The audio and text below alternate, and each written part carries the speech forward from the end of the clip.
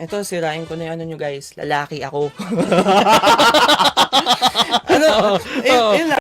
Bigote eh. Tsaka, di ba, manling-manly. Pero bakit ba naisip sa tingin mo? Bakit nila naisip yon? Okay, going to tell you this, Digo. Sabihin na natin may isang tao na sabihin, you cannot handle my sass and my class. Di ba? Isipin mo naman, di ba? He is not acting very manly, masculinely. Sabihin na natin, kasi meron kasing perception na ganito dapat ang pinakalalaki. Oo. Meron You cannot ganito handle dapat. me on my sass and class. Sabihin na natin, kasi pinanganak ako na ganito yung boses ko. Okay. High pitch. Pinanganak ako na sabihin na natin, hindi ganong katangkaran. I'm only 5'5". Pinanganak din ako na sabihin na natin, hindi ako pinanganak na ganito.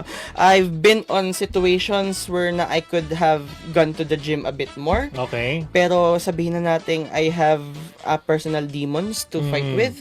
Sabihin na natin, sometimes I feel really tamad. Sometimes, unmotivated ako sa buhay. So, hindi siya consecutive na pumupunta ako ng gym just to better myself. Look at me, man. Diba?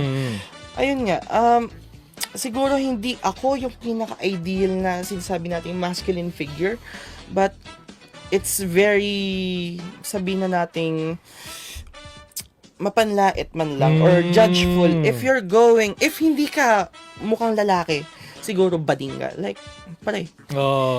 Have your minds changed, man. It's 2025. Sabihin na natin, Englishero halata yan eh. Sabihin na, I'm just comfortable with conveying how I felt in my desired language. Tama. Diba? So, sana naman walang masama dun, guys. Lalaki ako.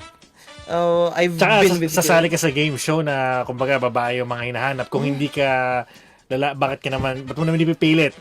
Na, kumbaga, mag-jump ka sa pool na puro babae, parang gano'n. Siguro, if ipupunta natin yung isipan nila, sasabihin nila na, kaya lang naman pumunta yun kasi gusto niyo lang mapatunayan na lalaki siya eh. May mga ganun na. I've been dates with